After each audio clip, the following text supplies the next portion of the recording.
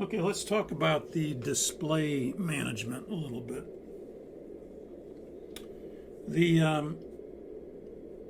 We'll stay on the captain's side here. We said the display units, when you're in normal here and normal here, the normal display on the outboard DU is the PFD. The normal display on the inboard DU is the ND. And that makes sense, that's the way we want it. If the outboard DU display unit were to fail, the PFD is protected, so it will automatically move to the inboard display unit. And so let's go do that. I'm going to go up here to do that. There's no malfunction actually in the AeroWinx that does that, so I'm going to go to the circuit breaker here. And we're going to pull the outboard display unit circuit breaker. Let's see, where is it? PFD left. Okay, so I'm going to pull that. That'll make the outboard display unit fail. We'll go back down.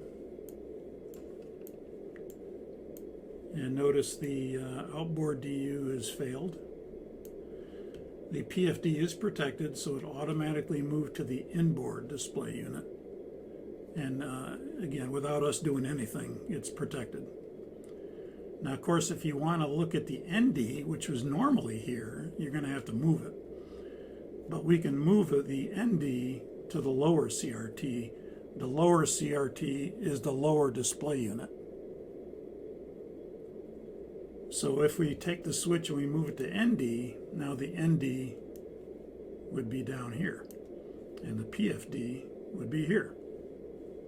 And you'd have the same thing as you had here, it's just diagonally now. Also, if we had weather radar returns, to control the brightness of the weather radar returns down here, remember we said that it would be this inner switch right here. The outer switch is for the display. The inner switch is for the weather radar returns when the ND is down here. And that's the case we have.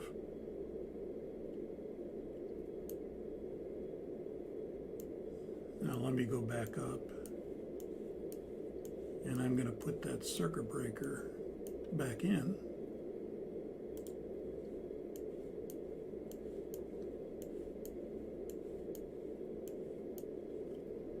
And you notice when I put it back in, the PFD moved over here and the ND can resume its place on the inboard. But you also have it down here now still, because the switch is still an ND. So I need to take this switch and put it back to normal, and then I'll get the EICAS. Because what's normal down here? Normal down here is the secondary EICAS or synoptics. That's what's normal down here. Now you'll notice on the inboard CRT switch, that has a normal position, and the normal position is the ND. But if for some reason the outboard display unit failed, and the PFD did not move over here automatically, you could take this inboard CRT switch and move it to PFD. And what you're doing is you're forcing the PFD to go from here to here. So notice when I go to PFD, that moves. Even though it hasn't failed really, I forced it over here. And then I could bring the ND down to here again. Notice when I do that, primary EICAS goes to a compacted form. The compacted form means that N1 looks the same with the tape displays, but everything else is digital. You still have the same information, it's just all digital. Now if you take your engine display here and you push it, that'll go back to primary. But secondary is not shown because it's the ND's down here. If you push it again, it'll go to compacted. So if you just want to watch primary, you just do that. If you want to see the secondary displays, but the ND is down here, you're going to select the engine again, and now you can see all the displays. But you know, there's not enough real estate here to show everything, so it has to compact, and it does that by going digital instead of having the little tape displays kind of thing. And we'll go back there. We'll go back to normal here on the Inboard CRT, and that means the ND can resume its place. The PFD can move back where it was. We'll go back to normal here, which means that the ND that's down here can now go away, and secondary EICAS can resume its normal place. And now we're back to normal.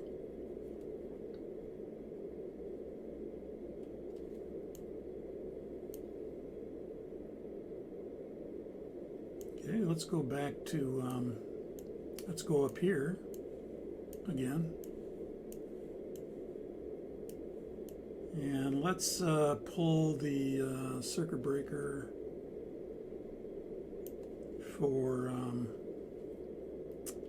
let's see, EFIS control. No, we don't want that. EIU, no, we don't want that. Upper EICAS. Let's pull the circuit breaker for upper EICAS. That's going to fail the that's going to fail the upper display unit, and then we can expect everything to shift to the lower display unit. So let's do that. Let's go back downstairs. And now you can see the upper display unit has failed. The lower display unit goes to compacted. And again, you've got the primary EICAS indication of N1 completely, but everything else, the EGT, has gone to compacted, and everything else is compacted. But you have everything here. Again, if you were to take your engine display and go to engine, you can redisplay primary of N1 and EGT in its normal format, but you're not going to see secondary. The only way you're going to get secondary is in a compacted mode, unless you use the switch here. So you've got some switches here for the EICAS. And you'll notice that if this is in primary, on the Inboard CRT, we can select EICAS to the Inboard CRT. So if we bring this to EICAS, you'll notice now we have primary here, and we have secondary here, in their normal format. Primary, so instead of being up and down like this, they're diagonally. But that's because we lost this screen. And if I wanted to look at it completely, this is how I could do it. If I don't really care, I could always look at this compacted. Not a problem, I can still see the indications.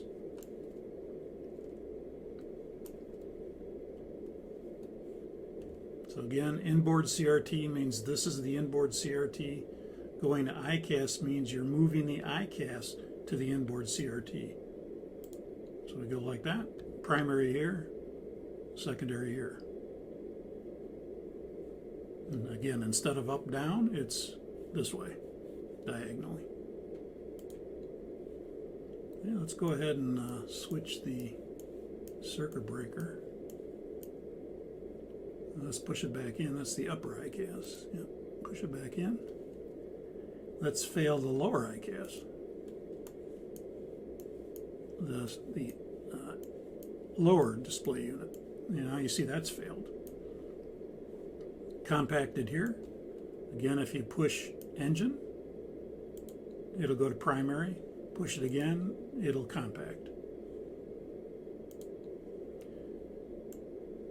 You can notice if we wanted to bring the EICAS again to the inboard, we can select that, and now you'd have it this way.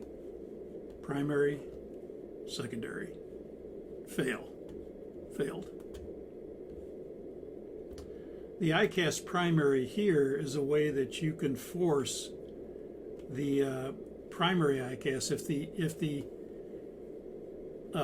top display here, the upper DU, the upper display unit failed, But EICAS primary did not show up down here. You can force it down to the lower CRT by going to EICAS primary. So we're kind of protecting that EICAS primary. If it did not go automatically, you can use this switch to select primary EICAS down here if for some reason you only had secondary. Notice the little shadow is telling you that this is pulled out because you can't really see the white indication of the circuit breaker. You're looking at it head on. So they have to have some way to kind of show you that it's been pulled. So there's kind of like a little shadow there. If you push it in, there's no shadow. Push it out, there's a shadow. Let's see, while we're here, is there anything else? We had talked about this. If the EFIS control panel does fail, that's when you will get the select prompt. So if I pull that out, just to review that one more time, you get the EICAS message, EFIS control right, and now you'll see if I try to change the range, nothing's happening because the panel failed. If I try to go to the data switch or terrain switch or anything, it's not working. Try to go to EDF, it's not working. So again, you could go to the menu page, and now you have the select prompts. Remember, we said these will only come up on some airplanes if it fails only, because you wouldn't have this control panel switch here. This would be gone. On some airplanes you have this, and this is kind of the more updated version of it, to have this, to be able to turn it on and off. But if you didn't have this, the only way you get into this is if this fails. The EFIS control panel fails, then you'll be able to get into that. And then we could go to select, and now anything we can do up there, we can do down here. We talked about that. So you want to go to the 40-mile range, we can go up to 40 miles. You want to go back to 20, you can go to 20. You want to go to the full map mode, full 360 mode.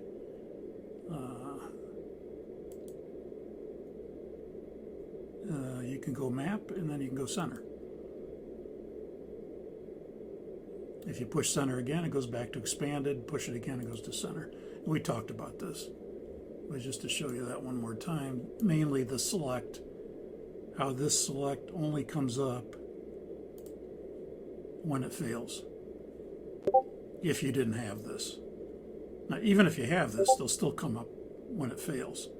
But the advantage here is you can select it on if you wanted to and control things from the EFIS control panel or EICAS control panel.